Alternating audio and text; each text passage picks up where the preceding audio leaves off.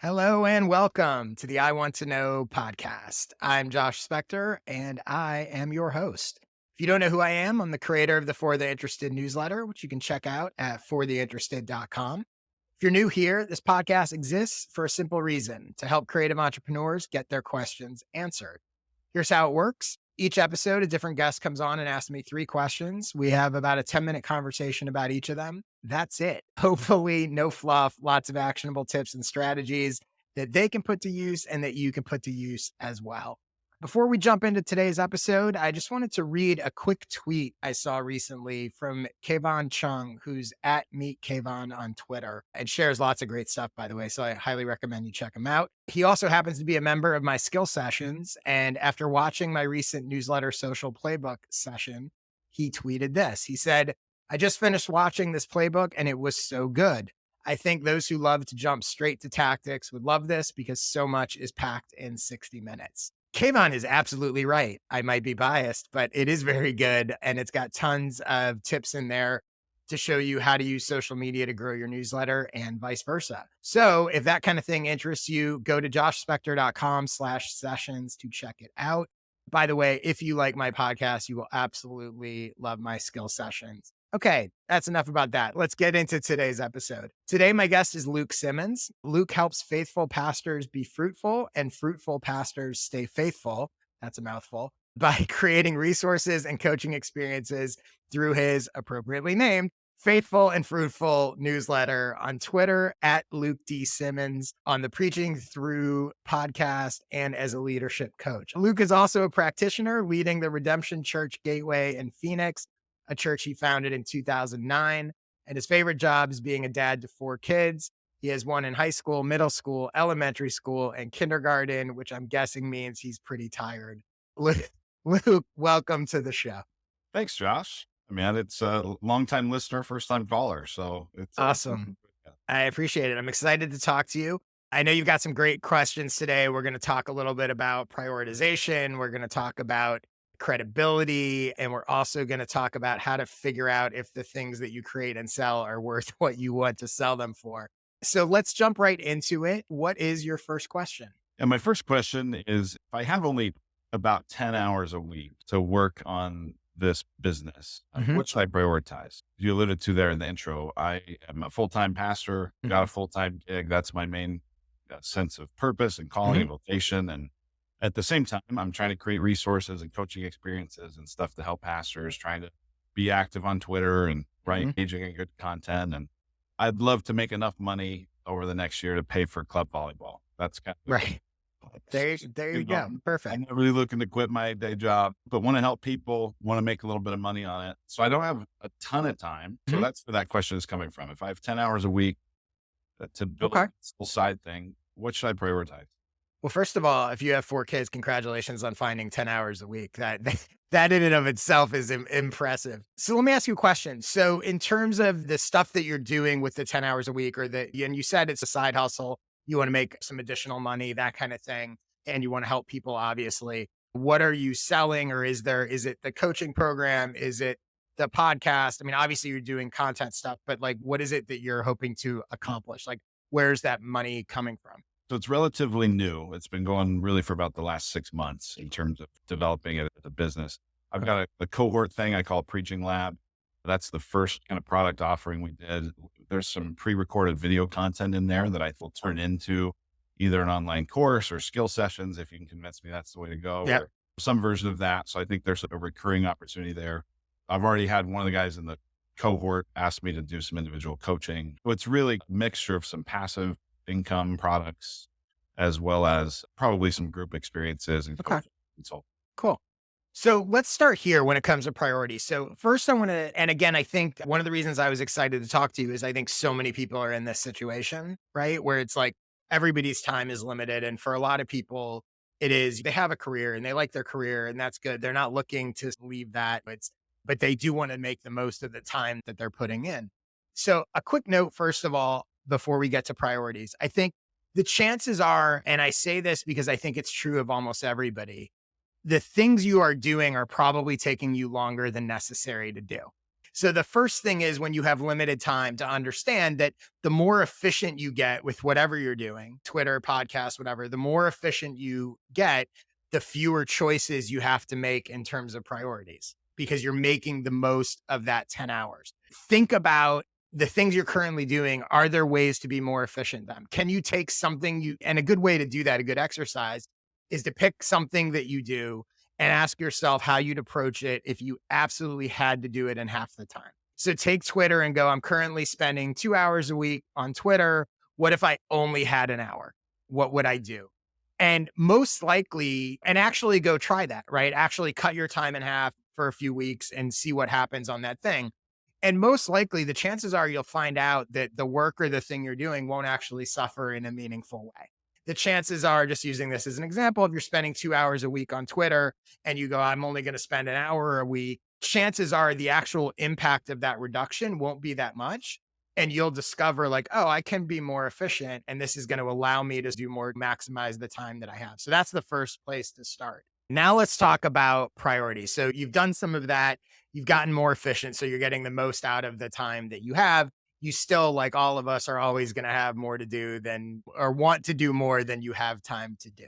I think a key thing about priorities is a lot of people misunderstand, I think, when they think about priorities, that they approach it as asking themselves the question of, is this thing important? Is doing this thing important? Is this a priority for me? But actually, priorities are not about, is it important? It's about which of these things is more important. So it's always in comparison. And I think people struggle because they're looking at things individually in a vacuum and going, is this important? Yeah, it's important for me to use Twitter. It's important for me to do the podcast. It's important for me to do coaching calls, whatever it is. But the real question is, what's more important, Twitter or podcasts? I'm making that up as an example, right? When you start to look at priorities as everything in context, and you can literally make a list of, here's 10 different things I'm doing with my 10 hours a week, and go one by one and go, which is more important, thing A or thing B? Oh, it's thing B. Okay. Which is more important, thing B or thing C? Like, you can literally go these head to head matchups and start ranking importance, right? Once you take that mindset, the obvious question becomes, well, how do you decide which is more important? Like, okay, I get it. It's all comparison, but how do I decide? I think there's a couple things there to think about. So one is, it's really important to start with your overall goal. That's why I kind of asked you, what are you trying to get from this, and working backwards. Alignment is the key. So if your goal is, I want to make X amount of money, that's my goal. Don't be focused on just things that are going to grow your audience. The question isn't what's going to grow my audience more, Twitter or podcast. The question is, what's going to help me sell more of whatever I'm selling. Optimize for the right thing. The other thing is, you want to look at when your stuff you're already doing, and as you go, what's actually working. You always want to double down on the stuff that's working, as opposed to, there's infinite new things where it's like, oh yeah, if I started on TikTok, that could probably become a thing.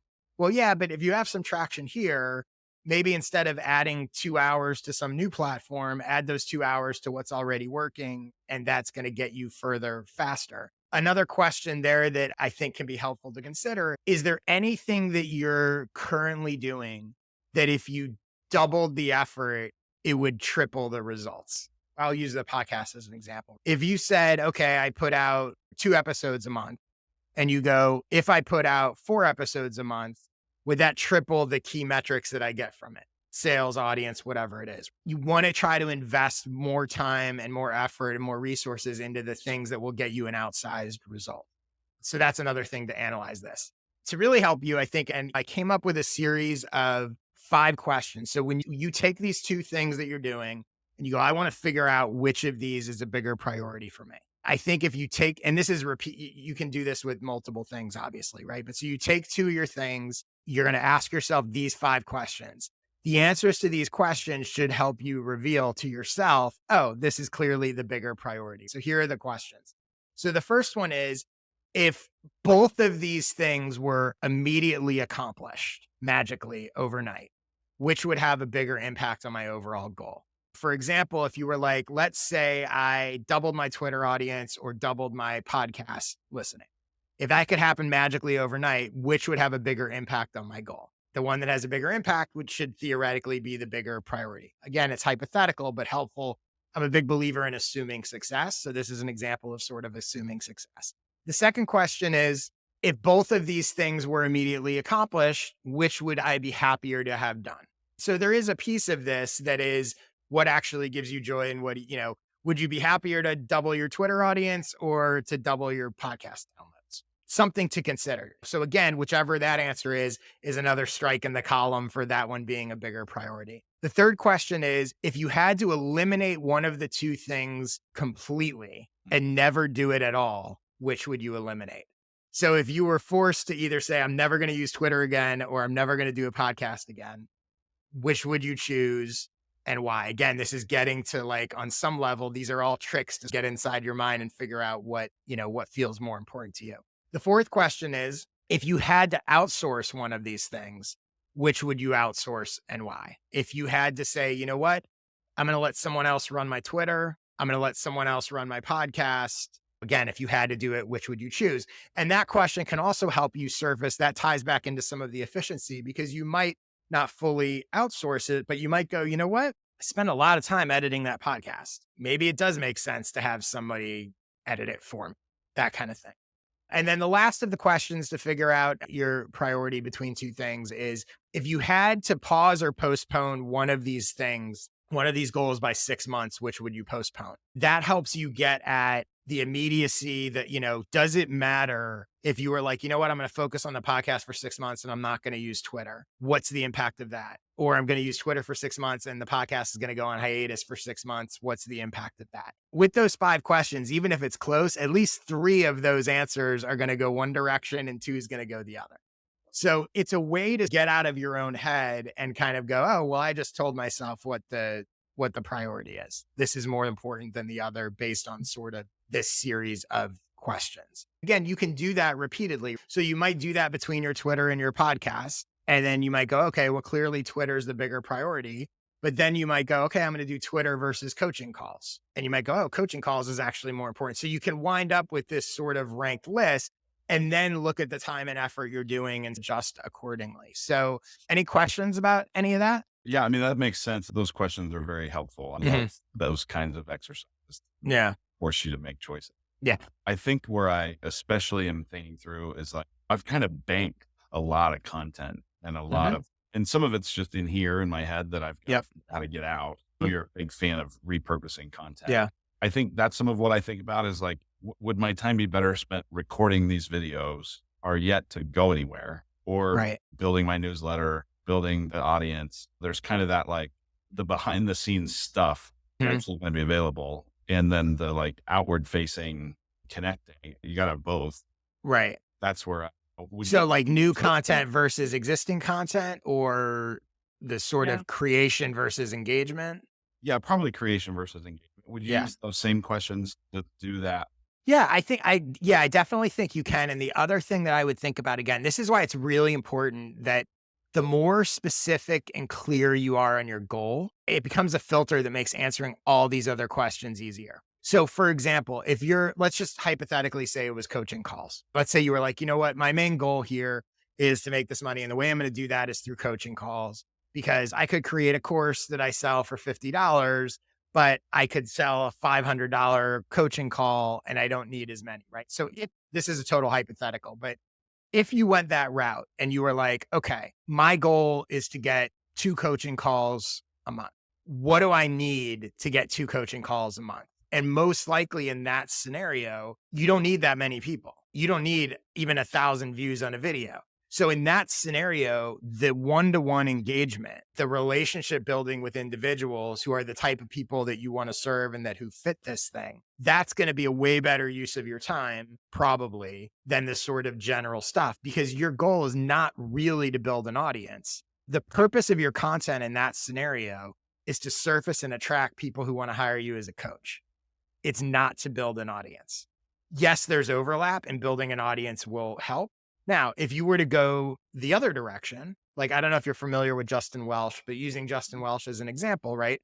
Justin Welsh is not really doing coaching or consulting. He's selling courses. His entire approach, his content, his everything, where he's investing his time and resources is designed to attract a broader audience because he wants to sell more $150 courses or whatever he charges for them. So for me, I have shifted over the past few years, whereas 90% of my revenue used to come from consulting. Now that's down to about 60% and shrinking, even though my overall revenue has gone up because I've been focused on the more scalable stuff. So as a result, I'm more focused in how do I attract those people versus the sort of one-on-one interactions that are to get clients. So I would start there and you can succeed either way. But that's the key is understanding like this is the thing that I ultimately want to happen. And it becomes a filter for everything you do. Which of these things is more likely to help to get that person that I need to do this thing? Okay, let's get to your second question. What is the next thing you want to know? The second question I'm asking is how do I communicate credibility without also communicating arrogance? I think that's probably important to some degree for everybody. Most people are Yeah. driven by arrogance, but especially the folks I'm trying to serve are in ministry. At least the Christian value is supposed to be humility. I don't know if it Right. actually is. It's Right. supposed to be. Communicating like you're a know-it-all is a bit of a Hmm. turn on.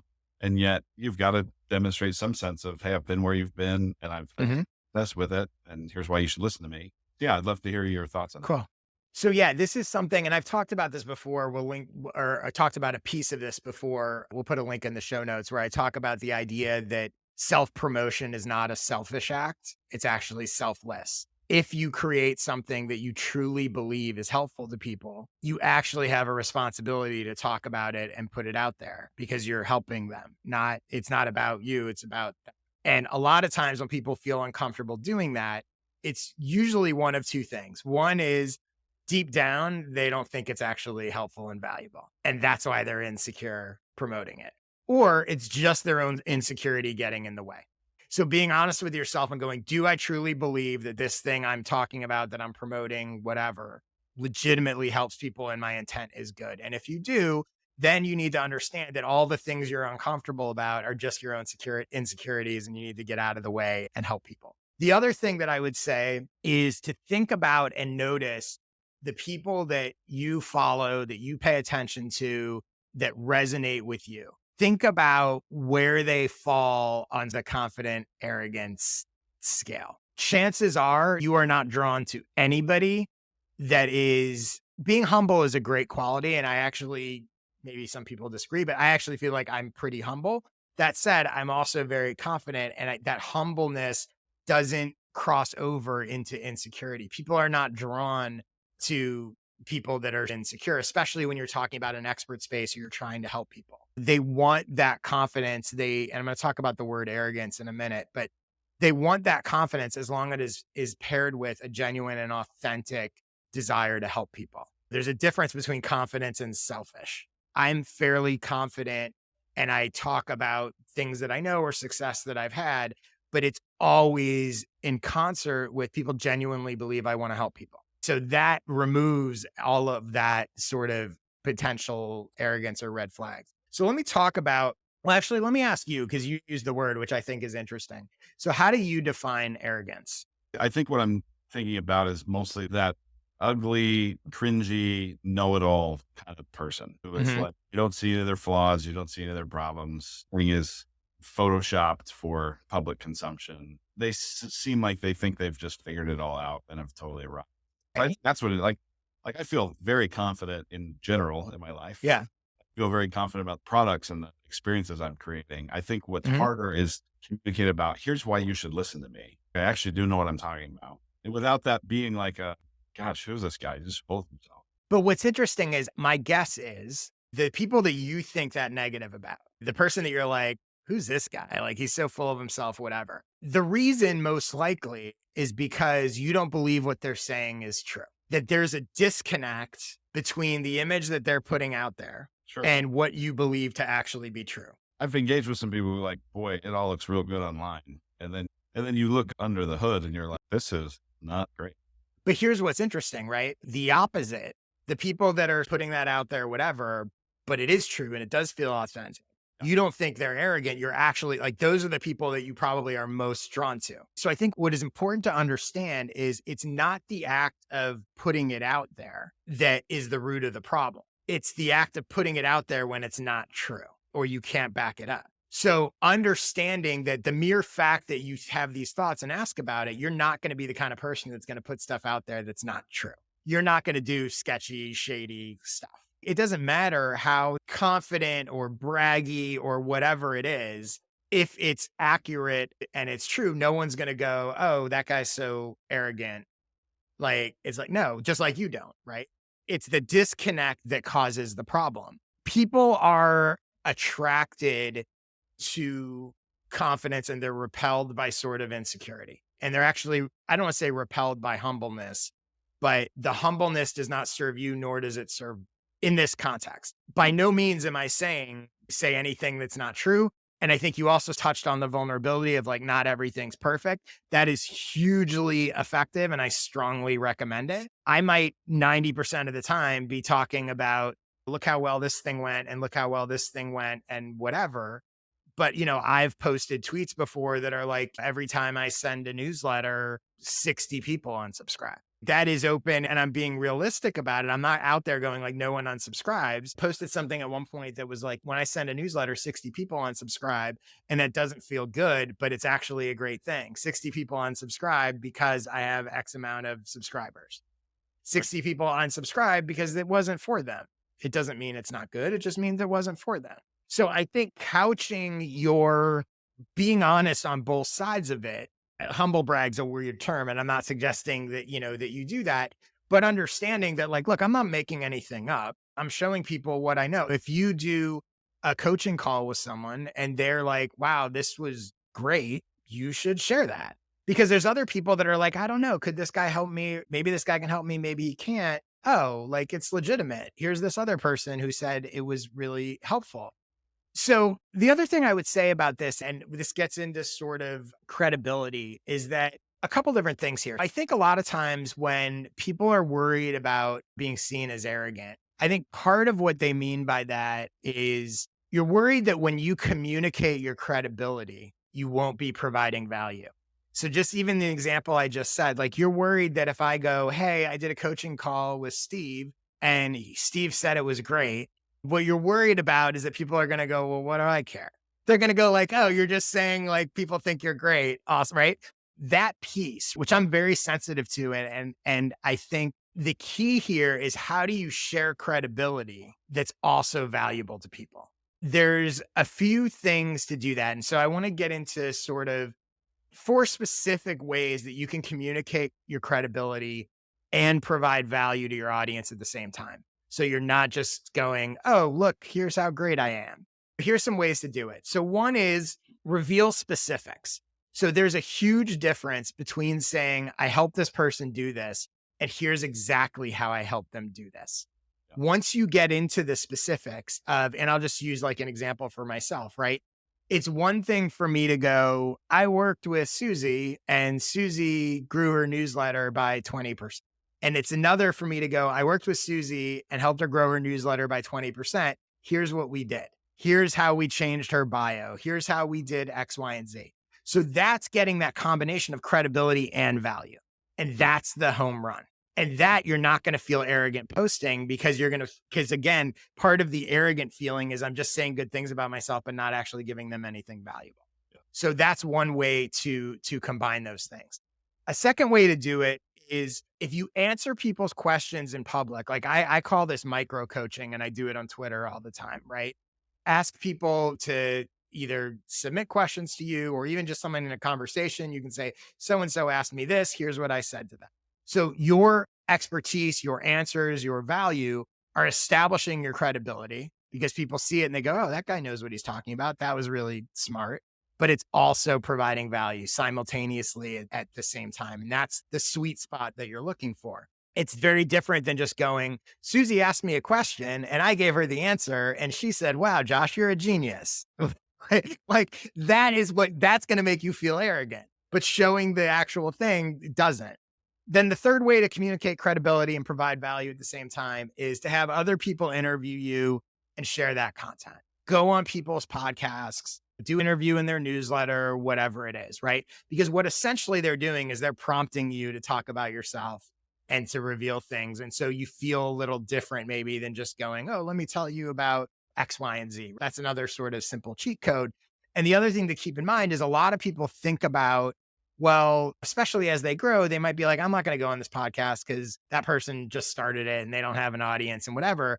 But when you realize sometimes doing that is not about their audience, it's about an excuse for you to get content that you can share with your audience. And then the fourth one is incorporate credibility from other people in the places where decisions happen. So there's a difference between sharing a testimonial on Twitter and sharing a testimonial on a sales page for something. And I'm not saying you shouldn't do it on Twitter because I definitely think you can and you can make it valuable and that kind of thing. But you want that credibility in the places where people are deciding what to do. It's not just a sales page, but it could be a newsletter sign up page.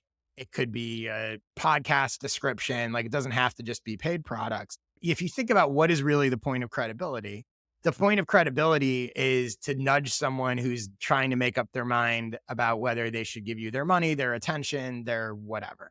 That's where you really need that credibility. So it's interesting. You'll see people who are maybe sharing credibility in a tweet, but their bio has none of that credibility. So the person that didn't happen to see that tweet goes to their bio and they have no idea. I was looking at someone's website the other day. I actually sent him a suggestion. He has 2 million YouTube subscribers. That's not mentioned on his homepage of his website. It Oh, says YouTuber, author, whatever. sure. It's interesting. And I don't know if he added it or not, but like, obviously he's very successful. But it's so interesting to me because like his website looks like any other like YouTuber, author, whatever could have. And I'm like, you have 2 million subscribers. Like, why would that not be mentioned here? He didn't say this to me, but just in the context of this conversation, that's where your arrogance question comes from. But it's like, that's relevant. This also ties into your experience as well, right? It's not just audience numbers and sales. It's running your own church or having been a pastor for X amount of time or this, that, or the other.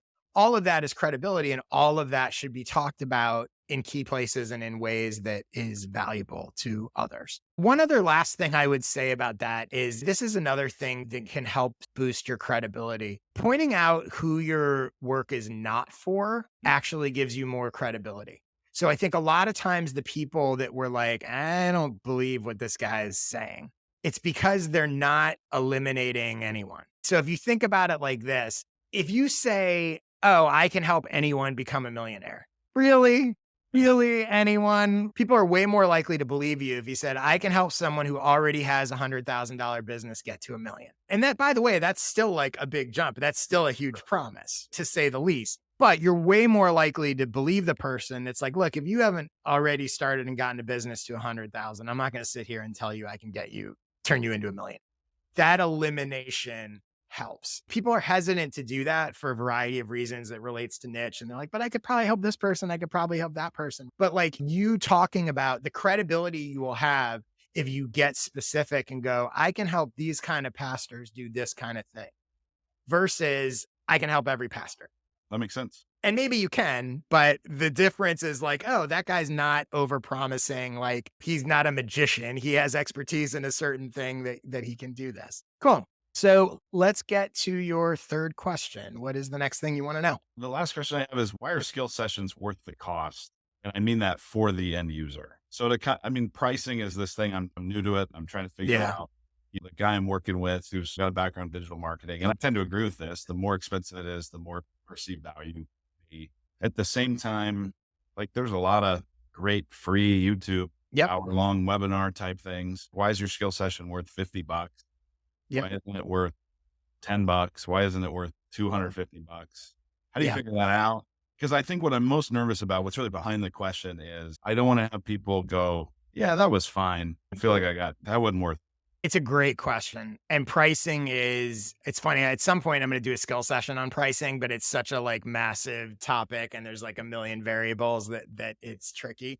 First of all, let me ask you, are you a member of my skill sessions? Have you checked any of them out or no, you've just seen me talk about them? I've seen you talk about them. I've seen the Okay. reviews. Okay. Let me ask you, and by the way, so probably get it for $25.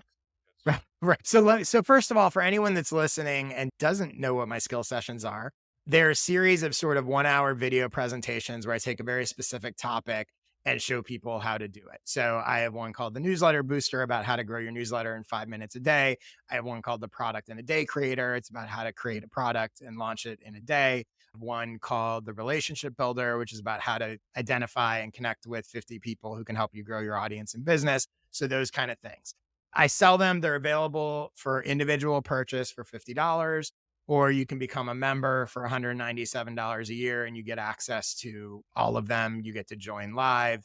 You get to vote on the topics, all that kind of stuff. And now I started doing a monthly jam session Q&A, which is like an open Q&A so people can kind of get mini consulting. That's my promotion. And that's what they are. Okay. Your question, which again is so good. First of all, I do agree that pricing is branding and it does impact the perception of value.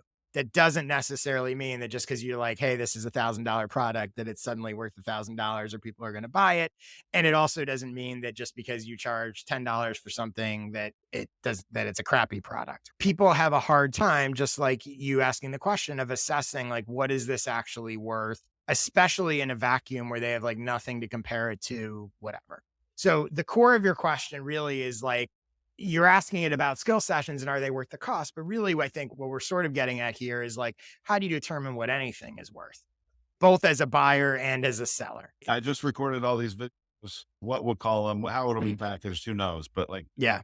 how will we know? Like, Yep. yeah, that's the right price. No, it's too much. No, I mean, obviously So, the market speaks. yeah, On the other hand, like, you got what to I start hate to do somewhere. is get that first customer have a bad experience because like, yeah, it was fine. It wasn't worth it though. It wasn't worth that though. Yeah.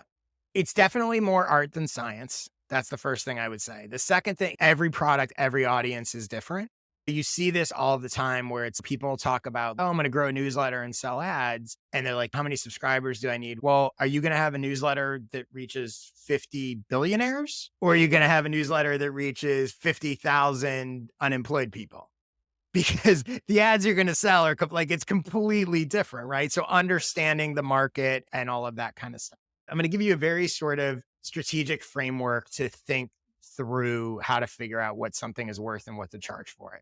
And also understand that things can always change. You're not locked into any price. You can experiment and it will evolve. So here's a key concept to remember. Whatever it is you offer or sell is not the only way to accomplish something for buyers. So once you wrap your head around that, it means the determination of worth or value of a product is always in comparison to the other options. It seems like it's in a vacuum, but in actuality, there are multiple other options that people can do to accomplish the same goal that whatever you're selling them is going to help them do. Most people don't think about value this way. They think about it in a vacuum. They think, I made this thing and is it worth this much money? That's almost impossible to answer. That's always going to be a guess. And by the way, just because people buy it doesn't mean it was worth it. And just because people don't buy it doesn't mean it wasn't worth it. I like to try to get out of that vacuum. And the way to do that is when you're asking or considering what something is worth, there are 4 key questions to consider. The first one is, am I selling information or transformation? Information, in my opinion, is a commodity. Transformation is way more valuable. So information is, I collected a bunch of stuff and here you go. Transformation is, whatever this product is, you're going to buy it. And after using it or consuming it or whatever, you're going to be a different person or in a different place than you were before. Point A to point B. Transformation is much easier to assess worth and value than just information. To your point, information, you can go on YouTube, you can Google, you can do whatever. So that's the first question. The second question is, assuming you're selling something that helps people with a transformation, how much more is the after state worth than the before state? Now, depending what you're selling and what you're doing, this can be an easy question if it's literally like a financial thing. Like you buy my thing and your sales grew by 10% and your average sale is this, and that's very that's very mathematical. If you're helping them with a mindset, with a whatever, now there still may be things, right? Oh, your church has grown by this many people and you can assess it that way.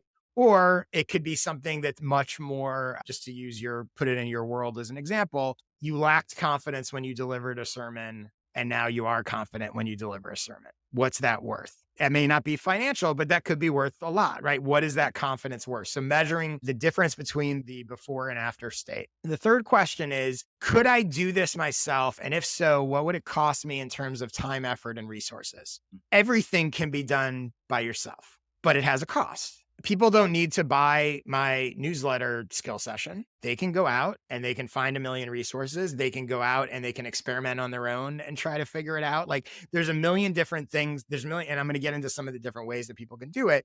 but that has an actual value attached to it. It's going to take this much time. It's going to take this much money. It's going to take this much trial and error, whatever. And then the last of these 4 questions to consider when you're determining worth is, if I paid someone else to do it for me, how much would that cost? So let's say it's about writing sermons. I could hire someone to write a sermon for me. I could hire someone to give me one-on-one training on how to give a better sermon or whatever it is. There's always an option of somebody else could do it for me. When you consider those questions, you start to get a ballpark of, okay, I kind of know what this transformation is worth. I kind of know if I did it myself, if I didn't buy this thing and I wanted the result, here's what it would take me. And I kind of know if I hired someone else to do it, what that would cost. So that gives you at least a ballpark of the opportunity cost. I'm selling this thing. And by the way, this also is a very confident or a very smart way to sell. You're not pushing it on people. There's a lot here in terms of the story as you're Yeah. selling in sales pages, and here's why Yep. it's worth it. I'm not saying I'm the only one. This is not the only way to get what you want. By all means, you could do X, Y, and Z. If you don't want to do these things, this is a good fit for you. Here's why it's going to take you less time. It's going to cost you less money. It's going to cause you less frustration. It's whatever. One of the things, like on my skill sessions sales page, my headline right now is, you don't have to do shady stuff to grow your audience and business. I understand. I'm not saying this is the only way to grow your audience and business. There's lots of ways, but maybe you don't want to do some of that stuff. That's going to make me a perfect fit for some people. And there's other people who are like, what's the shady thing that I can do? They're not for me. Okay. So let me give you an example of actually taking one of my products and sort of breaking down, using these questions, how I think about like what those other options are, consider the sort of pricing. Let's say that someone wants to grow their newsletter and they're trying to figure out how to do so. Just very broad, simple scenario. One option is they buy my newsletter booster skill session for $50. I also offer, by the way, anyone who's listening to this, if you use code booster25, you can get a 50% discount and get it for $25. But let's say they're not smart enough to listen to my show. So they can get it for $50. They can spend an hour watching it. They can spend 5 minutes a day doing the things I show them how to do in it. At a completely hypothetical, they do that and they wind up getting 30 new subscribers by the end of the month. This is a totally random number, but let's say they get a subscriber a day. So at the end of the month, their total quote unquote investment is they spent $50 and 150 minutes of their time, 5 minutes a day for 30 days. And for that investment, they've gotten a bunch of new subscribers. Again, in this hypothetical, they've got 30 new subscribers. If they didn't buy my newsletter booster and they wanted to grow their email list, what are the alternatives? What are the options? Here are a bunch of them. They could spend time learning how to create Facebook ads or social media ads and spend money running them. Maybe that takes them 5 hours to learn how to do it. Maybe they spend $150. They get subscribers for $5 a subscriber, hypothetically. And so that version is $150 and 5 hours of their time to get the same result. Another option is they could buy someone else's newsletter growth course. I'm not the only one that has that stuff. So let's say they spend $200. And let's say because it costs more, the person's like, look, we got all these lessons and modules and whatever. So they spend $200. They watch 4 hours of videos and then grow.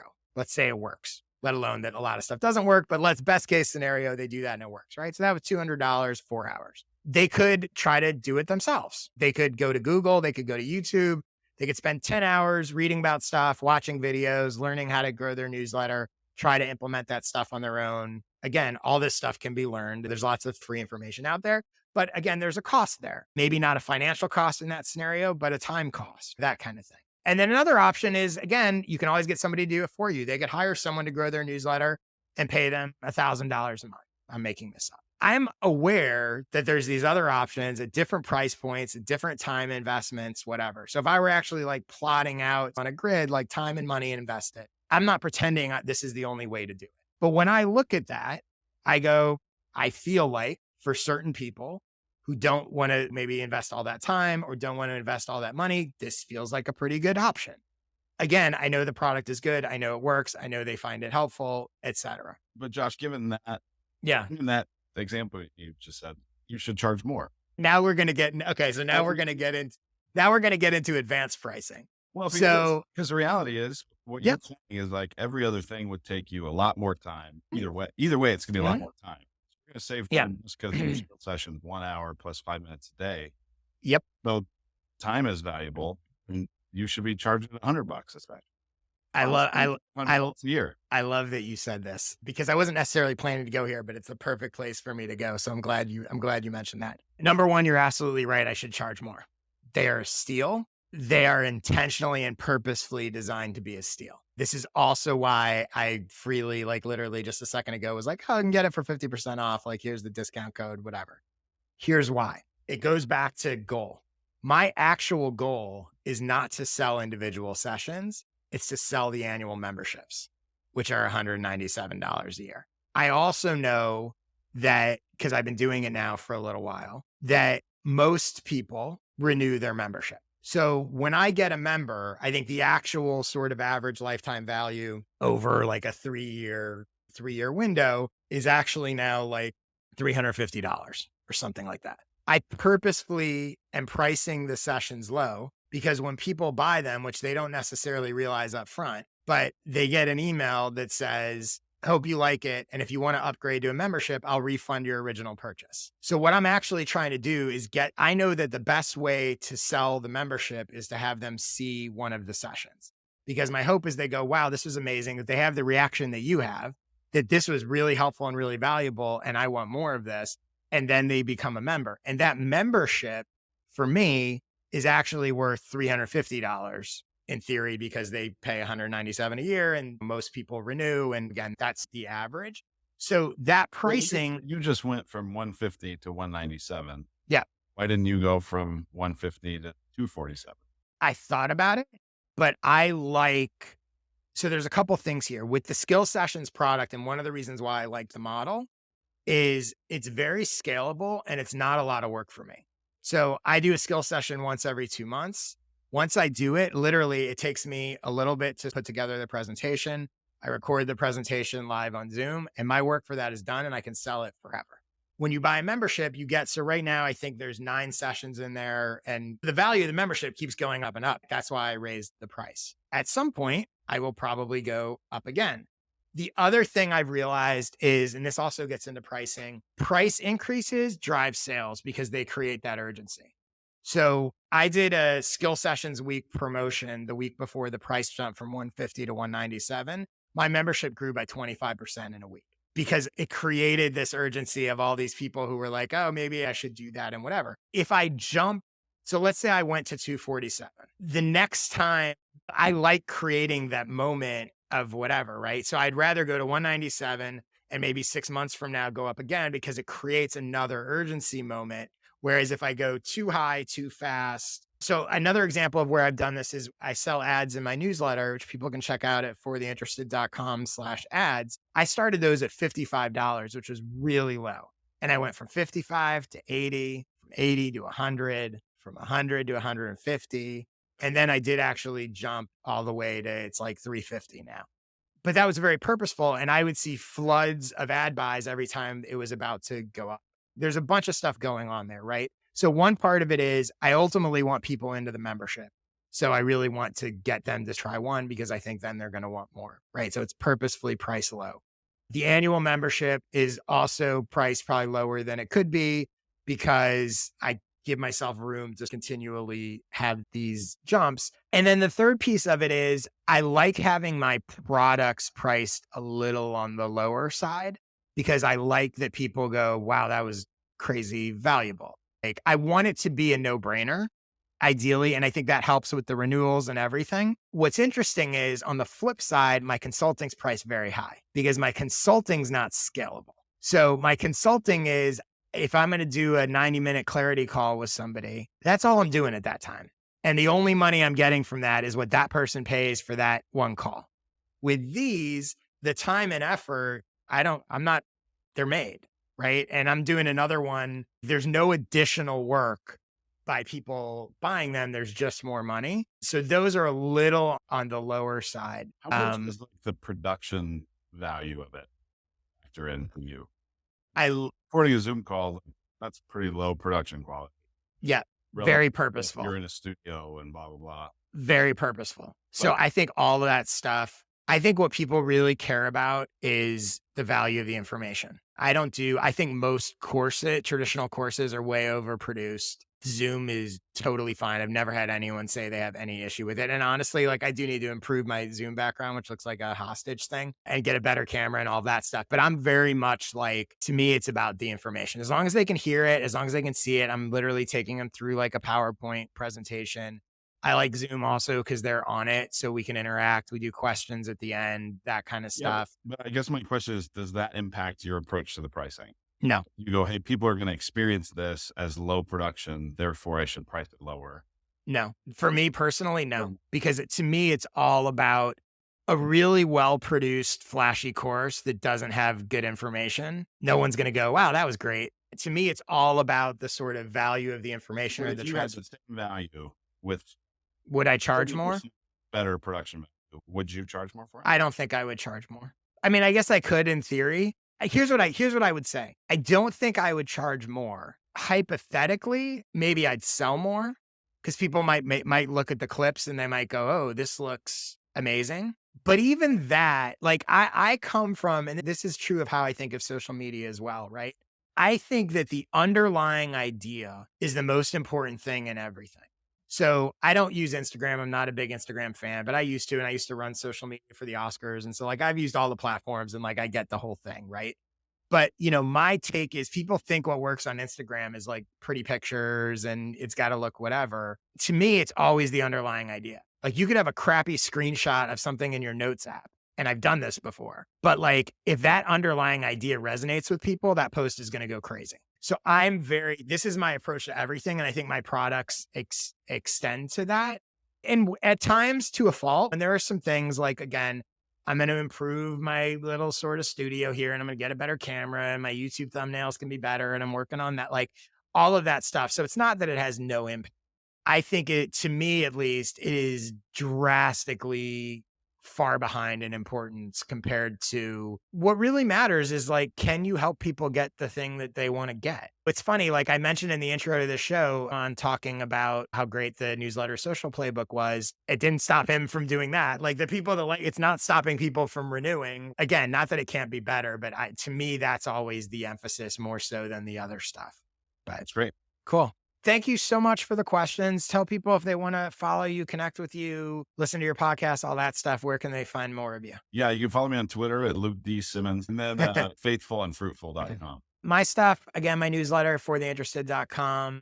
My skill sessions, which you've just heard a bunch about, joshspector.com/sessions. By the way, Luke's going to become a member because after this, I'm about to send him a free one so he can actually check it out and see what it is for himself. And yeah, I'm on Twitter all the time at jspector.